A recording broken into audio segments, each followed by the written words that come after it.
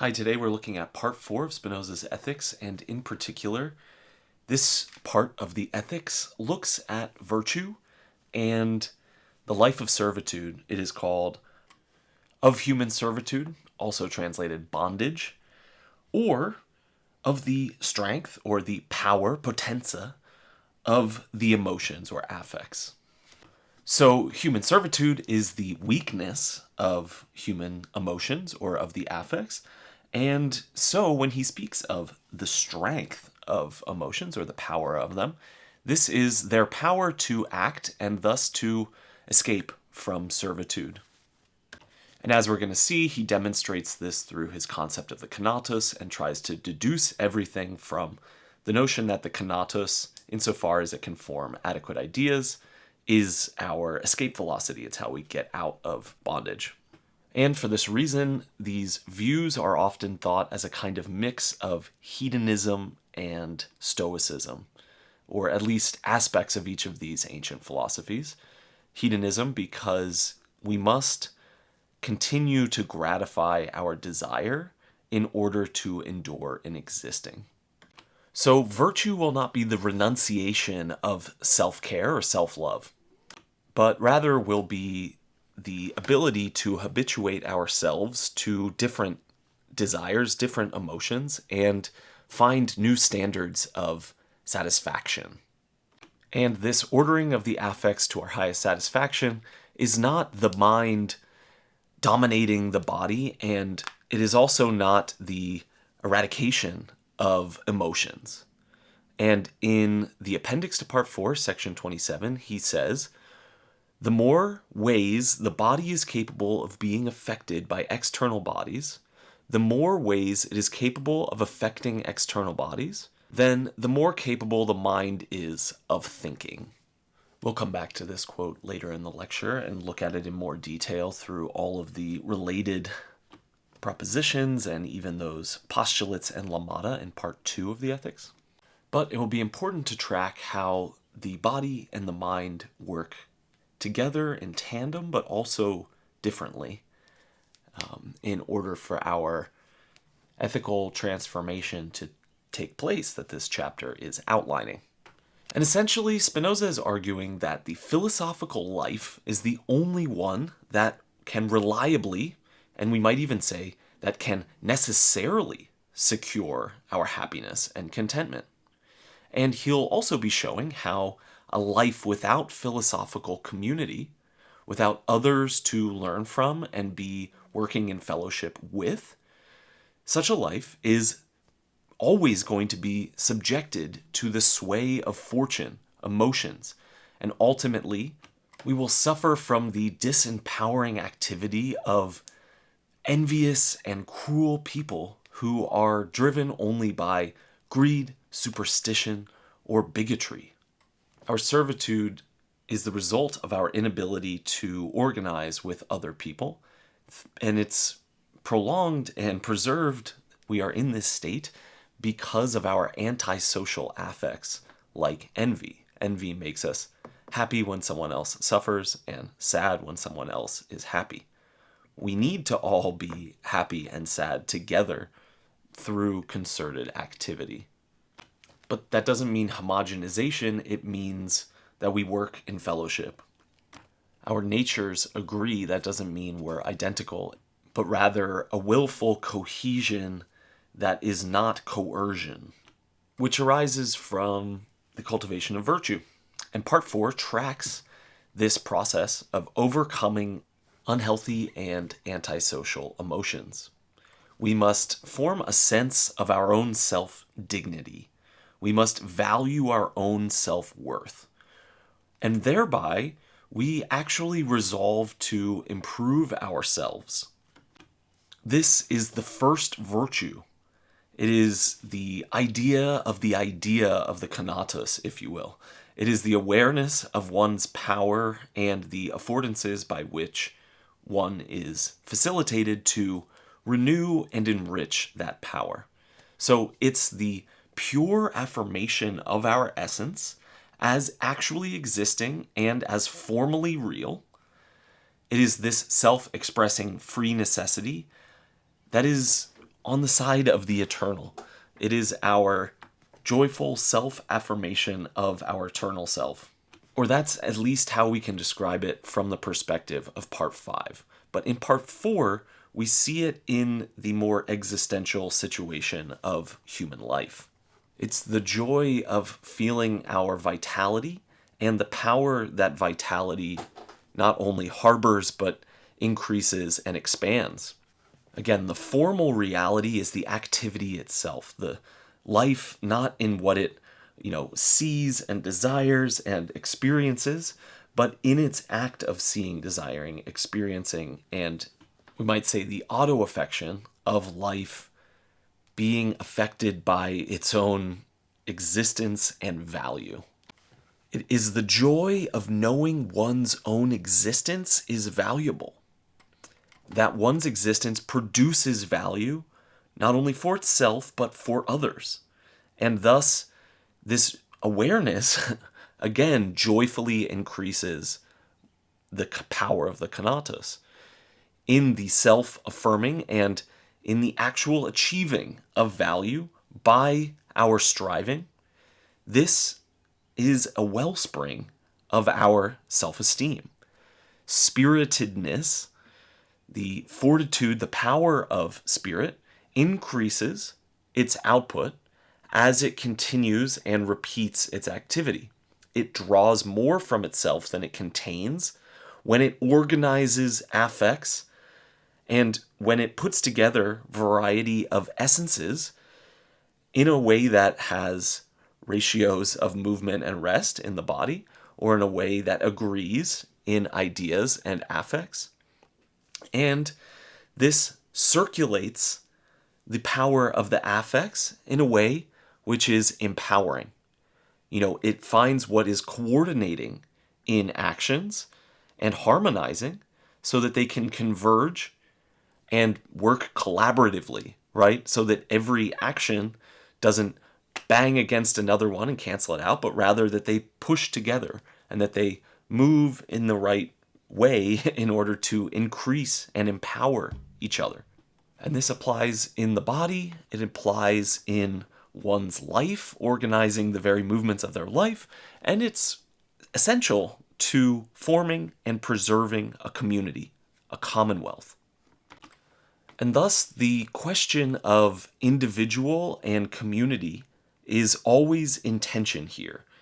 We have aspects of particular self-individuation, and we have aspects of our communal trans-individual, we could say, assembling and composing a multiplicity of individuals without destroying what we could call the constituent power of the individual, which is everything in an individual's power, which even goes beyond the state, or what the state sanctions.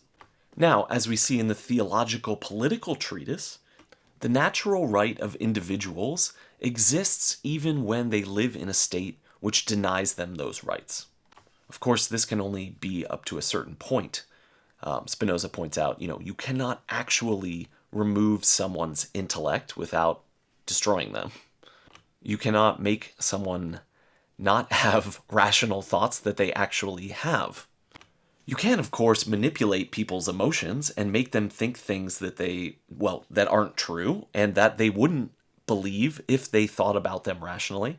So you can control various aspects of life in a very draconian government and make people think whatever you want them to think. And Spinoza even saw this going on in his own time with William III of Orange, who basically used the conservative Calvinist clergy to manufacture consent. We'll come back to this later. And now, before turning more directly to the text and looking at the propositions, I want to give a little brief exposition on what I take to be a fundamental difficulty in reading Spinoza's Ethics. I've referred to this many times. The fact that there's no preface, we are immediately at the beginning of the text getting the fundamental definitions, substance, cause of itself, God, all of these things. And then the reader figures out somewhere along that this really is actually a text about ethics. Well, part 4 is, of course, where that comes clear. And it's in the scholia and the prefaces and appendices where Spinoza is most candid, where he is most also political and engaged in polemics. So I've been trying to do something strange, which is to write a preface for the Ethics that would be in the spirit and voice of Spinoza in the scholia and appendices. And the way I'm thinking about this now is even as the preface to the second reading, as if you could have the Ethics as is, but then there would be a second version that you would read after you've read the first one, and it's not going to change any of the axioms, definitions, propositions, and corollaries, but it would change, potentially, the prefaces, appendices, and scholia. Again, this is because the appendices and scholia are commentaries meant to make what is being demonstrated in the definitions and axioms and such more knowable to his audience. It is a way of adapting these ideas to the audience. And thus, we need scholia for adapting it to the audience of someone who's already read the text and already knows what's going on and sees the structure of it. And of course, beyond that, we need introductions and scholia that relate to us, that make the Ethics more approachable for us, not people 500 years ago. And I also think that the preface to the second reading would need to account for the fact that some of the things that Spinoza says at the beginning of the Ethics end up panning out differently at the end. I mean, he completely throws out the idea of good and evil, and then in part 4, he brings it back and makes it necessary, or at least useful, to the development of our virtue. And in general, there is a transition from a view of things in duration with reason up to the third kind of knowledge, the intellectual intuition, which is of the essence and is eternal. And of course, there's this vigorous attack against free will, and then a whole doctrine about freedom.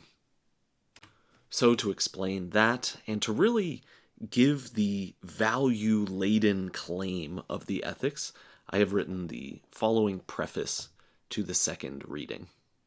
And yeah, I'm dramatizing this a little bit. Look, you're a mode. Calm down. Be more cautious. Many things can destroy you and drain your power.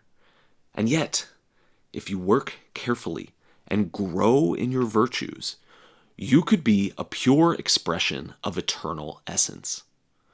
A mode is finite. It is limited by another of its own kind, and that means it can be destroyed in many ways. As a mode, there are always other modes more powerful that can contradict your existence and destroy you. But you're not just a mode, and while you're not a substance, you are a singular essence. And a singular essence is something that can change and compose itself in many ways.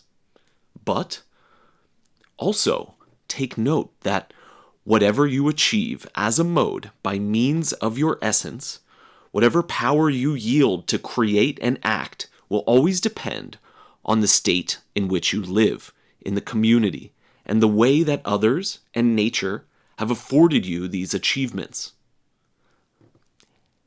Also note that actions and joy cannot be explained through finite mechanistic causality of what Descartes understood reason to derive from cutting up reality, and thus neither genuine actions or joy could be understood through what is common to either extension or the mind, considered as attributes in themselves, considered as modes determining each other negatively through transitive causality.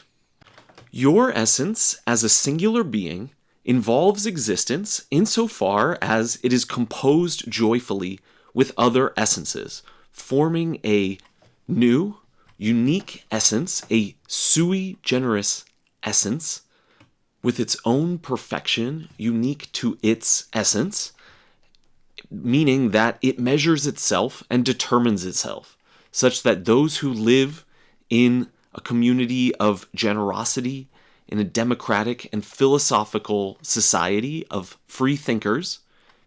The individuals of this society will have a new essence, a new perfection, and a new value, a new sense of value, which is also the standard by which guide and perfect their actions.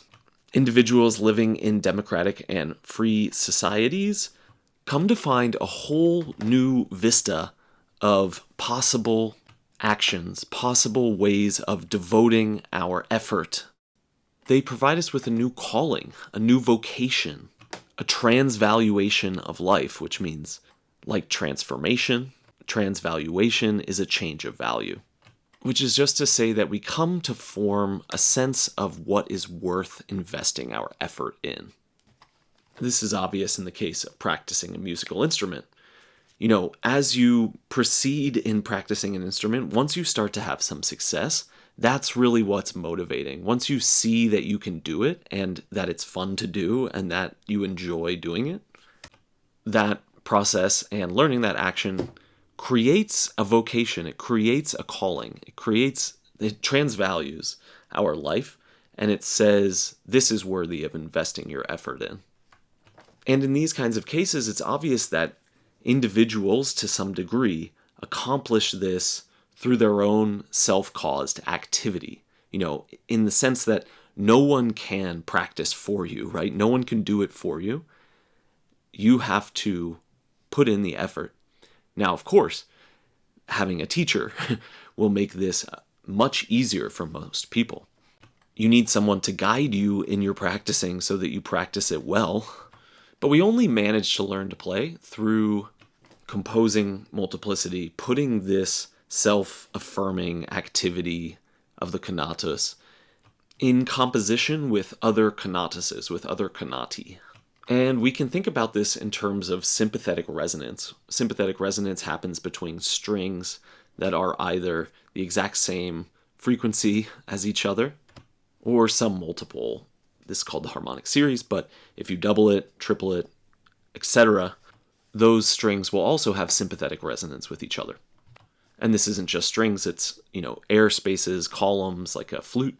So basically, when any of these geometrically similar ratios exist in space, let's say it's a string, and you pluck one of these strings, the other string will spontaneously move. It's of course moved by the air between them, but this doesn't happen when the string is out of tune, right? So you take two notes that are a unison, the same string with the same thickness and the same length, under the same tension, produce the same note. And if they're in close proximity with a resonator attached to them and you pluck one, the other one will spontaneously start moving. But if you loosen that note slightly, they do not. Both our individual and our collective affects need to be tuned. We each have our own attunement, our own temperament, and it is through our contrasting temperaments when we harmonize them and complicate. The more ways that a body is capable of being affected by external bodies, the more ways it is capable of affecting external bodies. And thus, the more the mind is capable of thinking. And of course, a group of people working in fellowship have an even greater number of ways of being affected and a number of ways of affecting external bodies than one person. And thus, the mind of these individuals is more capable of thinking, insofar as they think together in a concerted activity, where their minds push against each other in what doesn't agree and reinforce one another in what does agree. So while you are a mode, and you are finite and fragile, you are also infinite in nature, and you are more than a skin-encapsulated ego subject ever intent on consuming passive pleasures. You are more than a finite, determinate product of some giant machine. You are not a mere negation or reducible to a socio-political context in which you were raised. You are a unique pattern that has individuated through affordances that express diverse powers in many ways. All our power is a participation in the infinite, in the divine power, since we are immediately expressions of God's essence, infinite power of existing in infinite ways. So, insofar as you act and learn how to compose your essence in a concerted activity with others, and insofar as you grow your power and virtue by means of your own power and virtue, you are not only infinite and participating in the infinite immediate mode, you are actually natura naturans. You are like the attributes of God. Every attribute of God is a free necessity, acting through itself, expressing an infinite power. And this is manifest in your cautious, by uncompromisingly pursuing your highest virtue, you not only become way less irritating to everyone, you do not become selfish. Instead, you find that everyone else wants the same thing, wants this same power, wants to cultivate virtue, wants to share the same powers, and wants to empower everyone with what is most empowering, which is what is most reasonable and most useful to humans. This is the intellect. It is naturally generous, according to Spinoza. A reasonable life, cultivating a variety of intellectual faculties, observation, rational discourse, and direct intuition. This person will want to join themselves in fellowship with you. If you find them, they will be generous.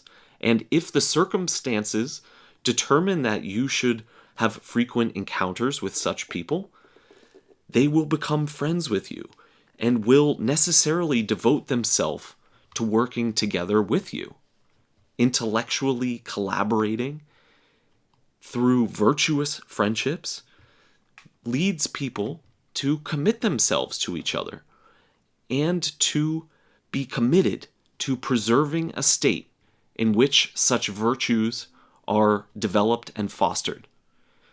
And not only that, but to expand it far beyond anything we can currently imagine.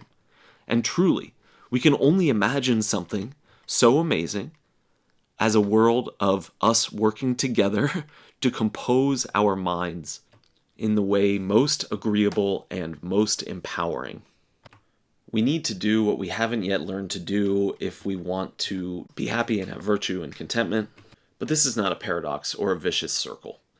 The answer to the human predicament is extremely obvious once you've seen it, once you've intuited its cause and traced out the path of its unfolding.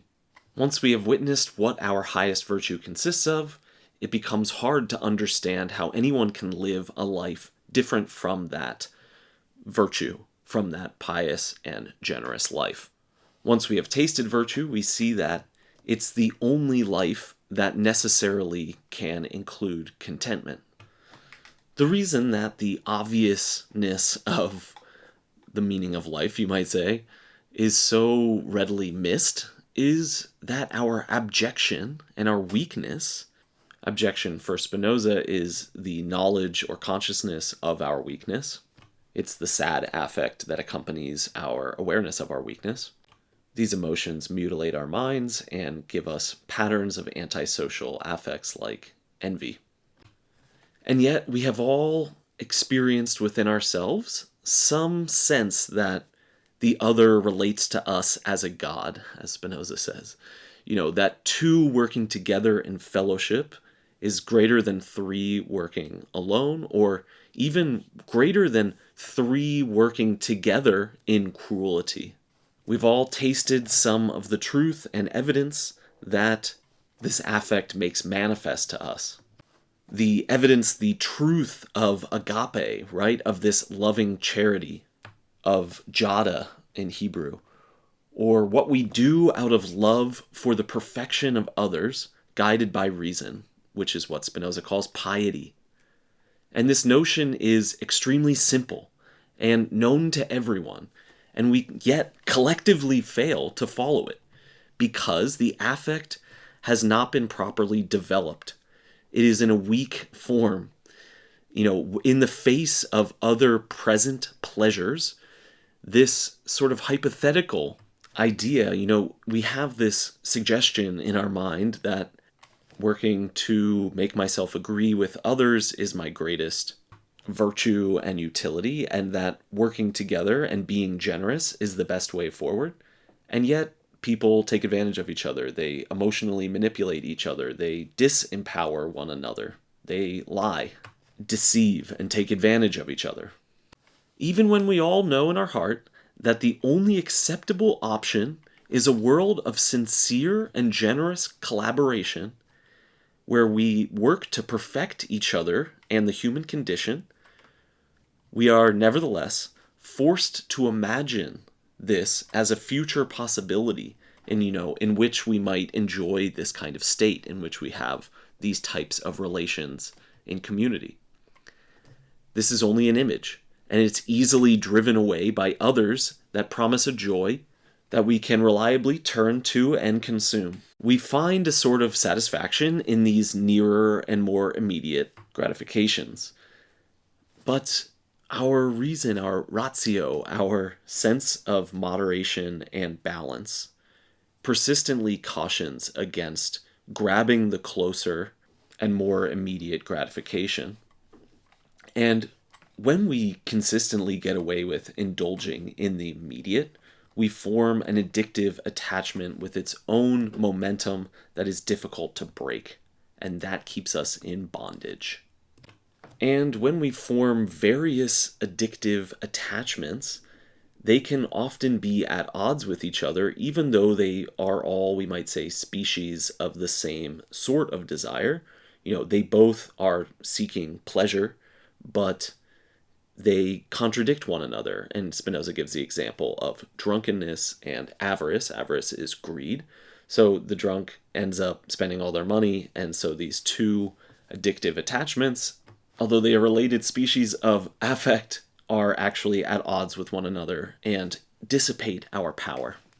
It's conceivable that in a given society, the active affects of piety and generosity would be naturally strengthened in childhood and education to the point where everyone would express virtue and desire philosophical friendships above all else. But it's equally as evident that in this case, an immediate perception of nearly everyone around us, and in our own lives, that this truth, while always there, can be snuffed out in terms of how it affects our action.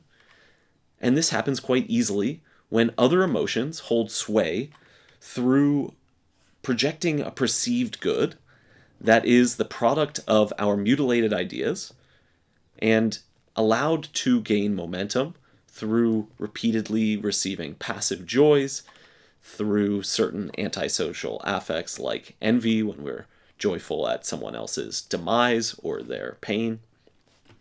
It is only because we are assailed by antisocial affects, and insofar as we live in a social context that fosters these antisocial affects, and arguably every human society would have these to some degree.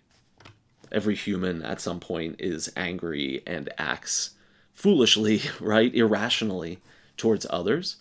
And growing up is about learning to stop doing that. A society with lots of superstition and hatred and bigotry has a mutilated social affect, and within that we lose our footing, and we wind up spending all of our effort on activities that diminish our own power and that of those around us, and limit our scope of potential compositions, limit our ability to see things differently. Now, the perspective of intuition, built by Spinoza, does not leave behind our imagination and its affects, nor rationality, although it stands alongside them and in a sense corrects them. You could say that we perceive a ratio in musical harmony, and we can measure that rationally, and then we can have an intuitive grasp of that the essence of the composition of the relation as such. The ratio of motion and rest is the living activity of the body. It is also the measuring of itself and the tuning of itself. And here, of course, we will have both an objective and a formal reality. And the formal reality is the idea that it knows how to tune itself. It is the self-awareness and affirmation of the essence as a free expression of that power and virtue. Thus, we are going to have to see things in our imagination, in our reason, and in the essence through intuition. We still have the bodies and bumping into each other and tuning and harmonizing with each other, limiting one another, and we still see our existence, our actual essence, as concerning, as distressing, right? We are finite and fragile. We will conceive our existence as under threat, even as we see the greater part of ourselves as eternal. Our eternal self, from a certain perspective, is impersonal. The impersonal dimension of Spinoza himself and the ethics can be seen in the very generosity of his mind, which enables us to be like him. It's almost a kind of tender impersonality, right? Or a personable, impersonal consciousness. That we participate in this impersonal without it being against something tender and personal. It is that we think an idea by that idea thinking itself through us. We are not producing something subjectively in our minds, but instead participating in the idea. Or rather, the idea thinks itself in us. And, when we follow Spinoza and participate in the ideas of the ethics, it's actually that he is constructing in us certain ideas, and we are in a sort of absolute intimacy with him in these ideas, and that is because they are in God, and we have that intimacy in God. We don't think his mind, and we don't think himself in our mind, like he doesn't think himself in our mind. Instead, we open ourselves to these ideas, and they think themselves in us in the same way that they think themselves in him. And this is extremely profound, has a profound implication with the fact that this is absolutely transformative, that these operations of the mind, when we think these ideas and when we affirm these eternal necessities, they change us, they transform and transvalue us. Now, we do not become Spinoza, which is exactly to the point. We become in our own way, and we individuate through this generosity and freedom that Spinoza has opened us to, that he has expressed in his own one singular way, which is the ethics. Spinoza could not tell us at the beginning of the ethics that our minds could participate in the infinite immediate mode, and that they are like attributes, eternal necessity. He could not tell us that our being as modes and not substance was really inconsequential in the face of our essence, and that we are not just a determination of some prior cause meaninglessly bumped around, that our essence expresses something that is not bumped around in space and time and conceived through the intellect as finite, that our existence as singular beings, while neither substantial nor conceived through itself alone, while necessarily being conceived through God's power and through nature, that in addition to all of that, there is something that is conceived through itself, which is our singular essence. And he could not tell us these things at the beginning of the ethics because we weren't ready to hear them. We had to hear them in their proper place and through the transformation of concepts from parts 1 and 2 into 3 and 4 and 5. Certain concepts are both the same and different and need to be seen in their proper evolution. God or nature, essence or power, which also is virtue and conatus and desire and perfection. Ultimately, we need to see all of these things as unique perspectives, but also one reality.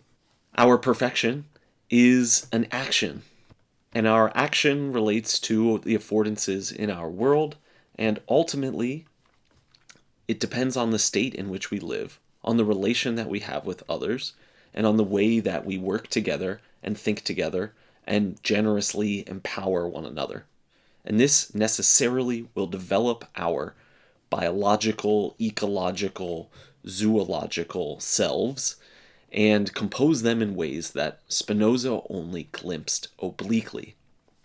Spinoza saw that we needed an organic and ecological conception of affects in the body and in community, and thus an ecological sense of the state, of how we empower each other and work collectively and thus depend on one another.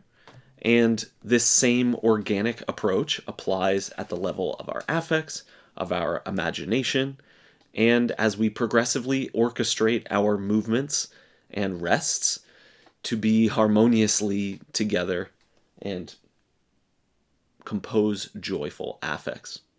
Freedom is collective, and the highest acts of freedom benefit not only the individual, but its political ecosystem, as it expresses its highest power and virtue. It does not drain resources from its system. The free person draws more from themselves than they contain, draws more from what they take from the system, and feeds back more into that system than it takes out. This means that it expresses greater reality.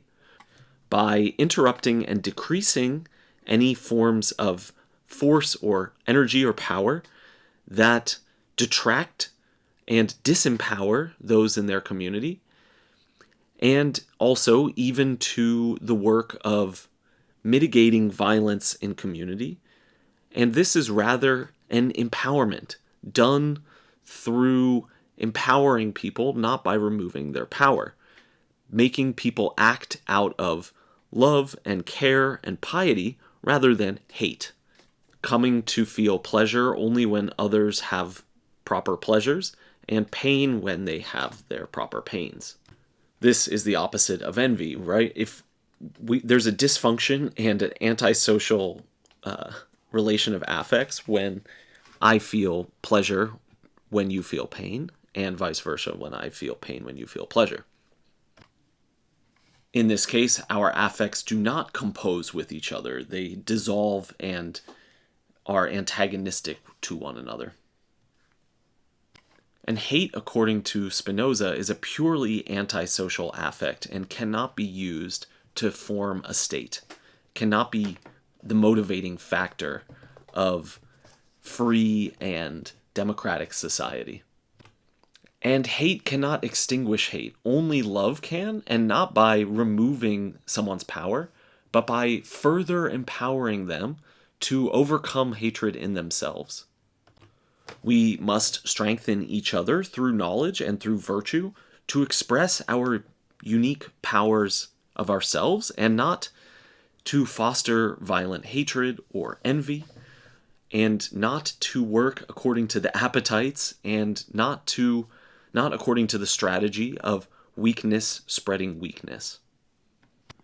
And this is where Spinoza starts part 4.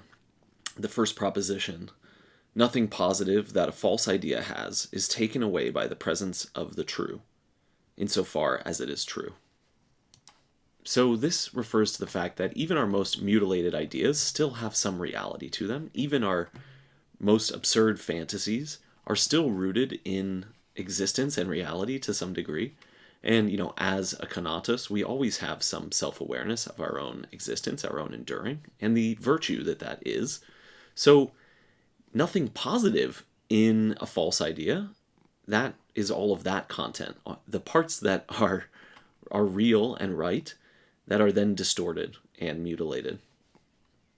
So in the presence of a true idea, everything that was true in the false idea will still be there. And everything that was positive and that could become a true idea is retained and resonated and strengthened. So whatever positive reality there is in our antisocial affects and in our dysfunctional way of relating to each other, when we come to have empowering ideas, all of the positive content will be preserved and augmented. And Proposition 2 states that, we are modes. We are acted on by other things. There is ways in which we cannot be conceived other than by being acted on by other things and by being a part of nature. And insofar as we see this part of ourself from this vantage and this explanation, Proposition 3 holds the force by which a human being perseveres in existing is limited and is infinitely surpassed by the power of external causes. And what he says in Proposition 4, that it's impossible that we be completely self-determined, that we be only the adequate cause. The human being is a part of nature and must undergo changes, and is not understood solely through its own nature. And in the corollary, he says that it follows from this that human beings always necessarily are subject to passions, and that they follow the common order of nature and obey it. And that means they are constantly adapting themselves to the nature of things, as is required by the nature of things. And our passions cannot be understood through our own essence alone. They are understood through the composition of our essence with other essences that either hinder or enhance our essence. So, in a way, our passions colonize our psyche. They take up residency there, they come from outside, and they have a force by which they occupy our mind and are stubborn. And in Proposition 6, he says, the force of any passion or emotion can so surpass all the other actions or powers of a person that the emotion stubbornly stays with her. The strength, intensity, and persistence of emotions is the main topic and perspective that the chapter takes. What we need to do is restrain and take away certain emotions, and this can only happen when there is a stronger emotion that restrains it and supplants it. We are already occupied by, colonized by emotions that are antisocial and disempowering and mutilating. Now, something that we see in part 4 of the text is a shift from a kind of external categorization and cataloging of certain facts about God and human beings and emotions to the position of a person who has a certain set of values and is working towards something in life and through action, motivated by different emotions and attempting to organize their life. The mind can be empowered if we decolonize it from these violent emotions and antisocial affects. We have to disenthrall our minds, as Lincoln said. The dogmas of the past are inadequate to the stormy present. The occasion is piled high with difficulty, and we must rise with the occasion. As our case is new, so we must think anew and act anew. We must disenthrall ourselves, and then we shall save our country.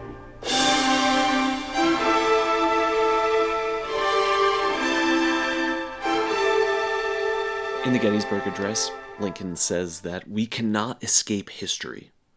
And Lincoln was highlighting the judgment by which later generations would look back at them and judge the power and perfection of their action. And he conceived this through a sort of necessity by which, you could say, the law of the appetites becomes a tyrannical principle. And this is what he says.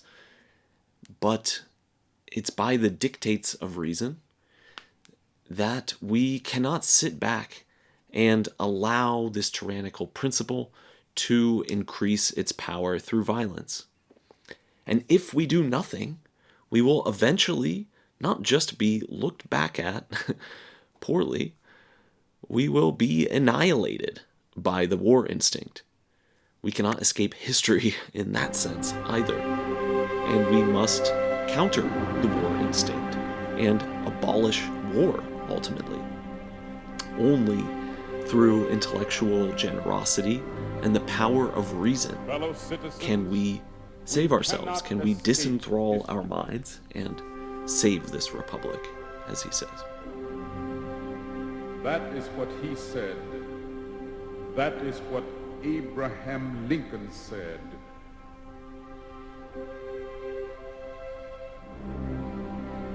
Fellow citizens, we cannot escape history. We of this Congress and this administration will be remembered in spite of ourselves. No personal significance or insignificance can spare one or another of us. The fiery trial through which we pass will light us down in honor or dishonor to the latest generation. We, even we here, hold the power and bear the responsibility.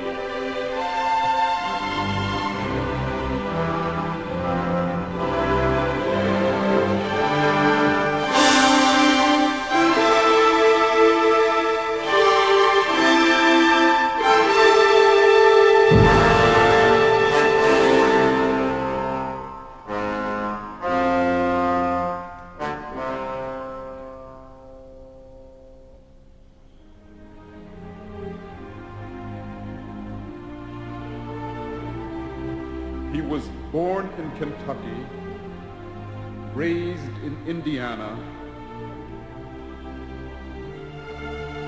and lived in Illinois.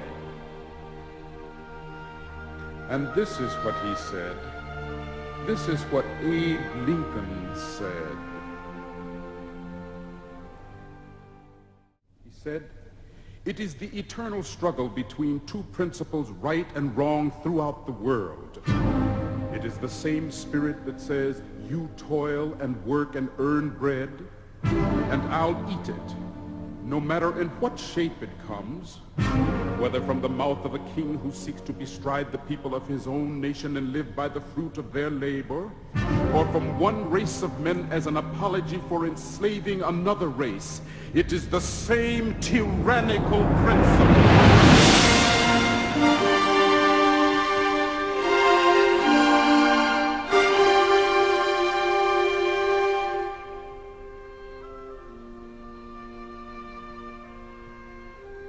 Lincoln has some overtly Spinozan traits. Despite there being no direct link of influence, there is the indirect link, which is Euclid. Both studied Euclid religiously, you might say. And Lincoln, memorizing certain passages and the definitions and things of that nature.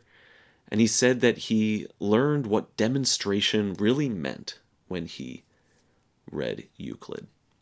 Now, because Lincoln was somewhat Euclidean in his metaphysical psychology, in what he thinks through the political, his standard for truth and in the confidence in the power of spirit and reason was the political practice that he adopted. In many ways, this is consonant with the Spinozan politics. When he says that we must disenthrall ourselves, he is Spinocistic. When he says that we cannot escape history and that it's now, in this moment, that we must act with resolve and with heart and mind in harmony with reason. Freedom is this disenthralling activity and uses the light of nature, we could say, or the common order of things, the ratio behind them. We must do something now because we can't escape the consequences of our actions, and we will destroy ourselves or the future, and we are unable to outrun history unless we stop vicious and cruel attempt to gain power through dominating each other with violence, exploitation, and extraction. We will perish from the earth. We will destroy ourselves if we do not stop. We will end up so depraved and abject that we kill each other, total annihilation. This is the necessary consequence of the law of the appetites, and only by being disenthralled from its domination can we manage to endure at all. And only by preserving democracy can we hope to delay, forestall, and disarm this annihilation. In this respect, Spinoza's political philosophy is the greatest, most accomplished effort to plan ahead. He has planned so far ahead for something still yet to come, and yet which his text still appears to have the power to bring us closer to and better conceive and imagine. Lincoln saw and planned ahead for a similar vision of the world. Just as Euclid made something that we can still use today, something that actually causes us to have certain ideas, right? We have the idea of the triangle following Euclid. And, even after non-Euclidean mathematics, Euclidean mathematics still have their own regional purview and truth to them. So Spinoza also can train us to philosophize in a certain way that follows the natural grain of our mind and things. And we can sort of feed off of him through the appetites of our mind, if you will, and grow our intentionality and our thought processes and our intelligence in ways that we've never imagined and ways that he never imagined. This is just what Schelling saw in Spinocism, that it is, in a certain perspective, fated to become something static, a kind of relic of this absolute objectification that Spinoza performed, his singular life, bringing together everything that he thought and trying to create an integral view of it, a complete system. And since we cannot be Spinoza and we cannot occupy the adequate idea that thought all of his system when he made it, his systematized edifice in the ethics is highly particular and, in a way, only fits perfectly to his integral of experience. That's what Schelling says. And yet it can attune us to certain essences in the infinite intellect and thereby empowers us with the same intellectual generosity that animated his life and philosophy. So perhaps the ethics could have a short subtitle, not unlike the second part, and say only, "How to disenthrall the mind, amend it, and make everyone most useful to each other." This would anticipate what is to come in parts 4 and 5, and shows the purpose of the whole book, which is the disenthrallment and amending of the mind, such that we become useful to each other. And this is perhaps both overstating and understating what the text accomplishes. It understates because utility is only part of it. We become most pleasurable, most loved, most generous to each other. And it is our greatest blessedness that this ultimately bestows, a life of glory and cheerfulness. It also overstates in the fact that, despite its many virtues, it has not actually succeeded to bring to fruition on the face of the earth a society worthy of Spinoza's notions of piety and generosity. And while Spinoza has always had followers and people interested in his work, and he has vast influence across the history of philosophy and often in ways that is not explicit, we can hardly say that this text has made the general population of people, more virtuous and put them on a path of virtue. It has and continues to do so only in very small pockets of the world. We are only narrowly escaping complete catastrophe in our political structures, and only a complete disenthrallment can save us. We must be led by the hand through these proofs, and we should study one or two of the proofs of Euclid and find the evidence that is the basis of all of our thinking. After reflecting on the mind's activity in the process of thinking geometrically, we have self-evidence of a criteria of truth that will prove indispensable in making sense of what follows. The lesson of geometry is that all mental emendation, whenever the mind comes to know itself and amend itself, improve itself, we become inundated by the reasonableness and the glory of possessing these intellectual virtues and of intellectual generosity. The fact that our mental virtues are not scarce but shareable. We gain in mental fortitude. The intensity of our spiritedness and our sense of vocation increase.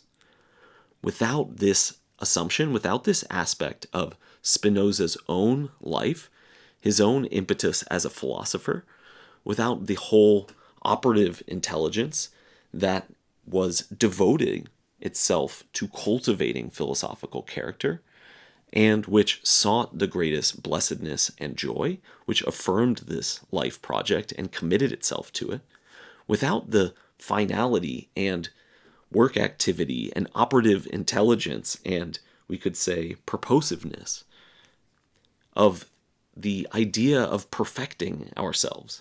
Without that, Spinoza would not make the Ethics, and Part 4 would not make any sense. It is the product of Spinoza's philosophical life. Without the idea, which cannot itself be an object of knowledge, which cannot be proven in the demonstrations, and which cannot be uttered, which cannot be written. This ineffable form of the idea of the idea, which is not a content of our experience. It's not an objective reality. It is a latent or operative intelligence that is irreducible to its conceptions, to the articulation of it in a definition, or its existence. It is what I would almost call a virtuality that subsists and backgrounds the actualizations. In a way, our essence is latent intelligibility. It is like the essence of a triangle, which when we conceive any particular triangle, remains, unexhausted by that particular triangle. There are an infinite number of other triangles that would also be contained within that idea.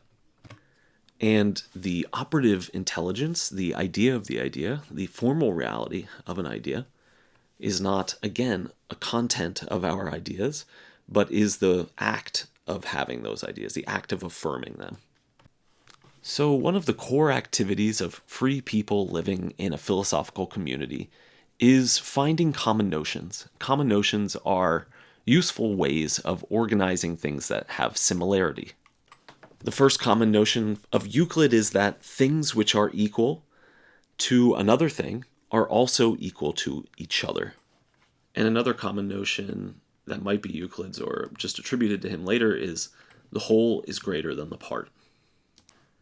We could think of these as conceptual consistencies that we find in the world. And the physical digression in Book 2, which has all of the lemata and postulates and all of these axioms about the movement and organization of bodies, is the common notions needed to describe living activity, organic activity. And the organic body is perceiving many things and doing many things. And, for example, the human body is composed of a very large number of individual things of diverse nature, and therefore can be affected in many ways by one and the same body. So we're not only perceiving many things, but many things are perceived in many ways. And we may perceive the same thing differently at different times, and different people may be differently affected by one and the same object, and one and the same person may be differently affected at different times by one and the same object in Part 3, Proposition 51. And Part 3, Proposition 57 says that every emotion differs from another's emotion as much as the essence of one individual differs from the essence of another. And as Postulate 3 of Part 2 says, The individual things that compose the human body are consequently the human body itself, and are affected by external bodies in very many ways.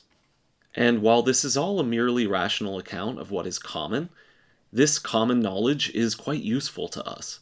Now, it does not explain our individual expression of essence, but it can inform our individuation and the way that we express our essence in the context of life.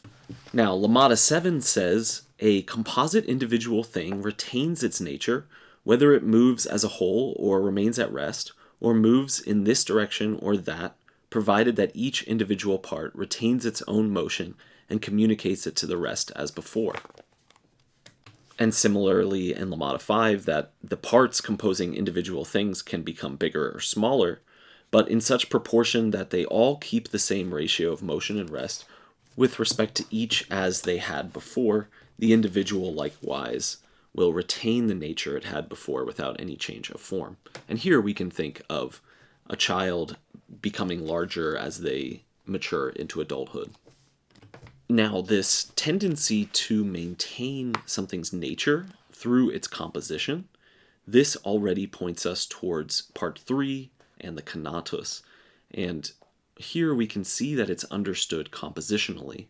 He says in the Scholium to Lemata 7, if we conceive another thing which is composed of several individual things of different natures, we shall find that it can be affected in quite a few other ways while still retaining its own nature. For each part of it is composed of several bodies. Each part of it will be able to move more swiftly or more slowly without any change of the nature itself, and consequently, it will be able to communicate its movements to other things more swiftly or more slowly. If we conceive further of a third kind of individual thing, which is composed of individual things of this second kind, we shall find that it can be affected in many ways without any change to its form. And if we continue like this ad infinitum, we shall easily conceive that the whole of nature is one individual thing, whose parts, that is, all bodies, vary in an infinite number of ways without any change to the whole individual. If I was planning to offer a formal discussion of body, I would have had to explain and prove these things more extensively. But as I have just now had a different aim, I only introduced these things because it can easily be used to deduce the other things. So Spinoza is saying that he has given this in the order that he has in order to prove what we see later in part 4 about how the conatus can compose its affects and can compose itself affectively with other conati, and not for the sake of some kind of cosmological view about how we ecologically fit into the rest of nature, but in order to demonstrate all those things he has to say in part 4 about how to live. So this whole physical digression, which is really more of a physiological or an organic digression, ends with proposition 14 that states, the human mind is capable of perceiving very many things, and it is more capable of doing so the more ways its body can be disposed.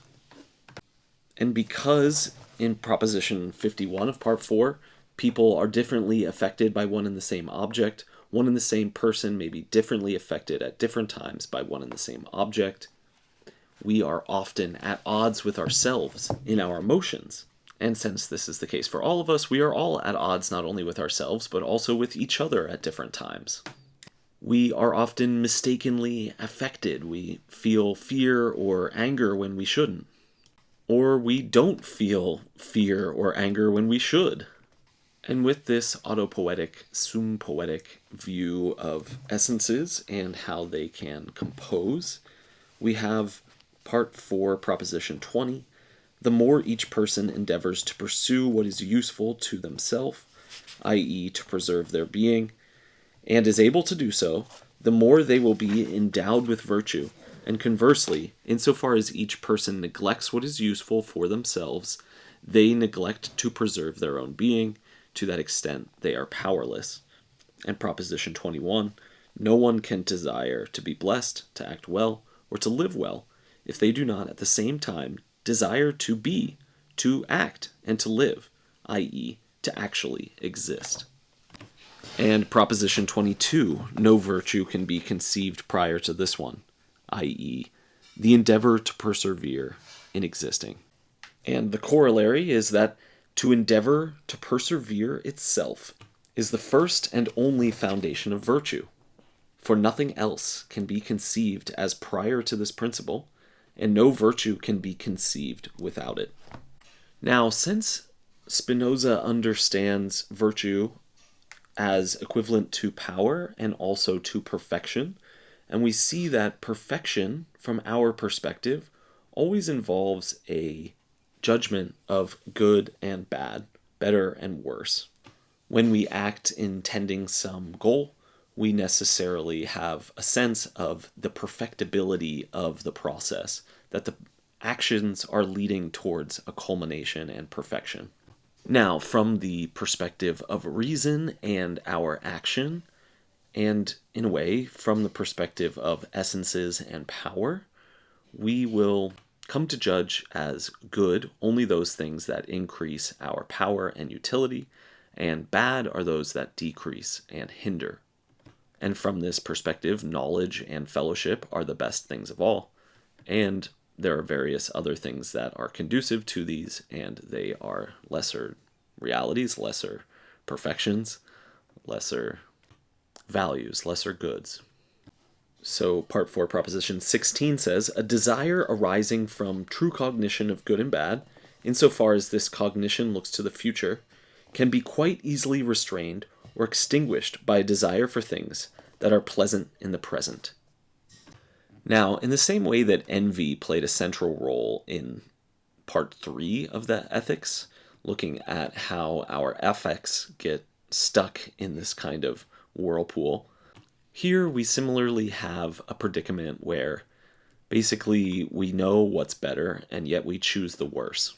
So the desires that arise from reason and from adequate knowledge of things and through the essence, that can be extinguished by a desire for a pleasure that is immediate. So again, there's a kind of escape velocity here where we become trapped, right, in servitude to these colonizing emotions that have taken over and that we cannot simply will ourselves out of. We have to build a path out of them. We have to counter them with other emotions that are stronger and capable of restraining them. And this will, of course, come from our joy, from our own strength, from an awareness of our own strength. And he says in Proposition 18, a desire that arises from joy, all things being equal, is stronger than a desire that arises from sadness. Now, this is a kind of paradoxical notion because he's saying if the joy and sadness were equal to each other, then the joy would be stronger. And so what he's saying is that the desire as determined by joy and sadness, the joy is always stronger than the comparative desire. Perhaps we could say there will always be more perfection and reality in joy than there will be in sadness. And not only is there more reality in joy, there's more reality still in action. And Proposition 24 says, to act from virtue absolutely is nothing else in us than to act, to live, to persevere in one's being. These three signify the same thing. By the command of reason and on the foundation of pursuing what is useful for oneself. So virtue is born from a foundation of a kind of rational endeavoring and a sense of the usefulness of oneself and of one's own existence. And from this we learn in Proposition 27 that we know nothing to be either good or bad with certainty, but that which in truth contributes to understanding is good, or that which hinders us from understanding, which is bad. And above and beyond that, the highest good of the mind is cognition of God, and the highest virtue of the mind is to know God, Proposition 28. And from this proposition, through the next handful of propositions, Spinoza builds on the idea of things that are in agreement with us, things that are in common with our nature, and how ultimately, since we are in God and derive our power from God, and have something in common with God in that sense, also have something in common with other people, and insofar as we can find what we have that agrees, we can draw more out of each other. We can resonate our powers in a way that aids us in our project of escaping from servitude to the passions. Only insofar as humans follow the dictates of reason, follow the commands of reason, follow the voice of reason, the calling of what is rational, what is moderated, what is balanced, they necessarily can find ways to agree. And when they act from the commands of reason, when they follow reason, they will agree. This is what he says in Proposition 35, and in the corollary he says, "There is no particular thing in nature that is more useful to a human being than a human being who lives by the command of reason. For the thing most useful to a human being is something that is most nearly agrees with his own nature. And, as is self-evident, this is another human being. A human being acts by the laws of her own nature absolutely when she lives by the commands of reason. And to that extent does she necessarily agree with the nature of another human being. Therefore, all particular things, there is nothing more useful to a human being than another human being." And the next corollary, "When, more than anything, everyone pursues what is useful to themselves, then human beings are useful to each other more than anything.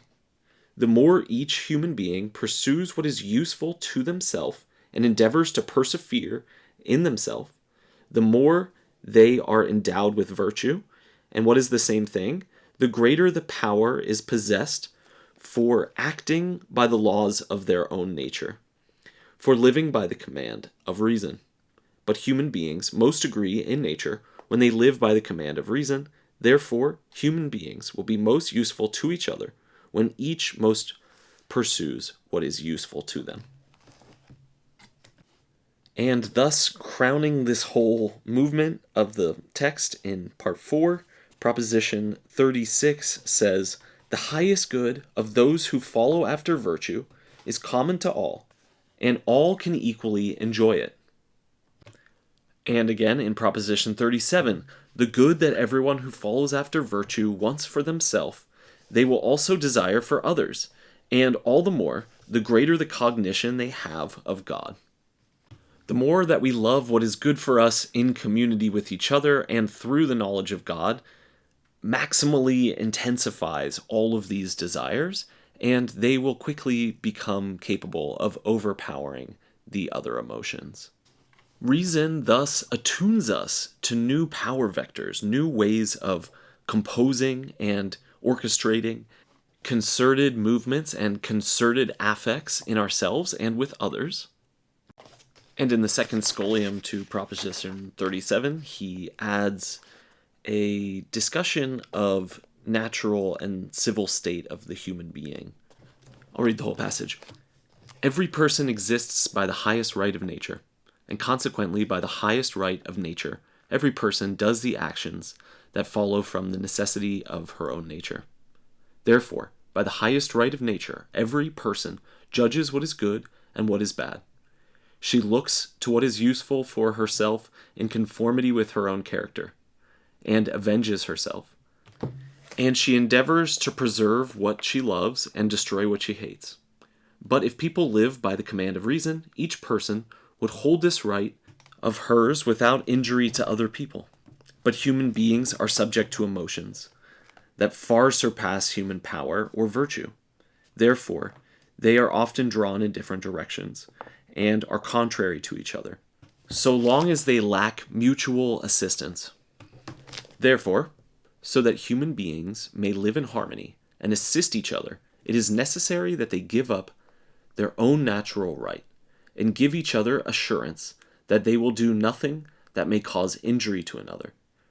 the means by which it may be brought about that human beings, who are necessarily subject to emotions, and who are inconstant and variable, may be able to give each other assurance and have trust in each other.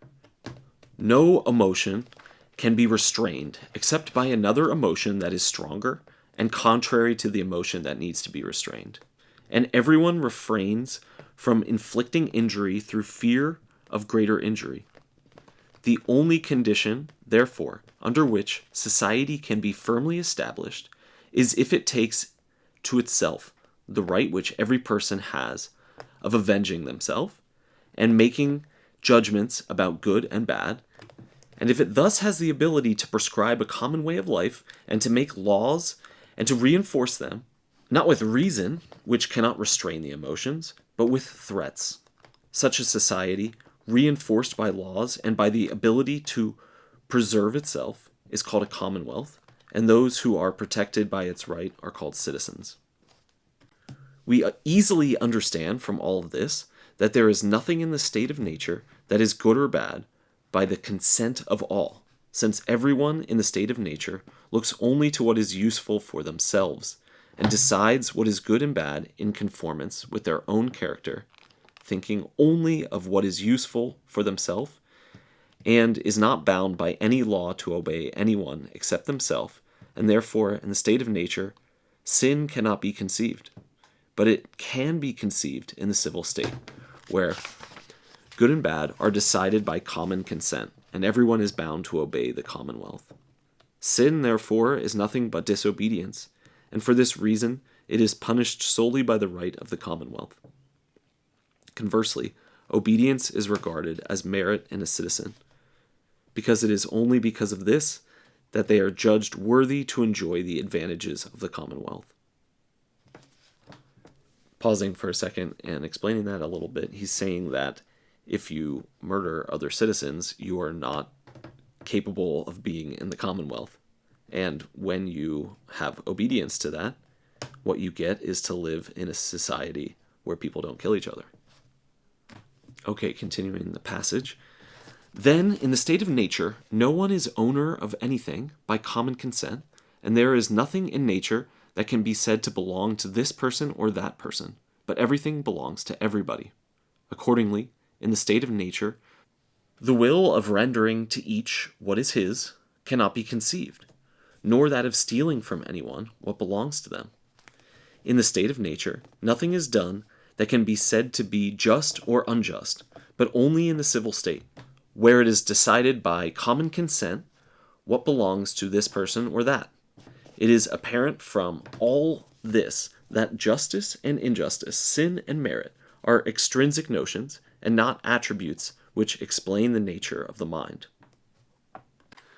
What Spinoza has established here is generally just that a civil society is oriented towards the preservation of the individuals in the society.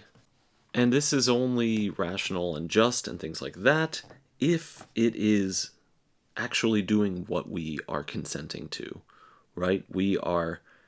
It's only by the constituent consent that the right of a commonwealth can come into power.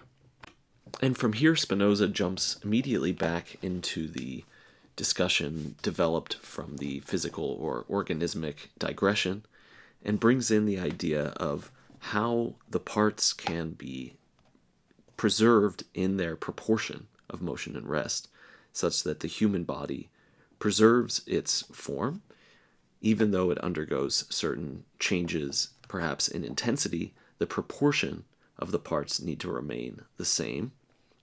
And being affected in many ways ends up that the more ways we can be affected allows for a more balanced way of being affected that doesn't decrease our power and is not harmful.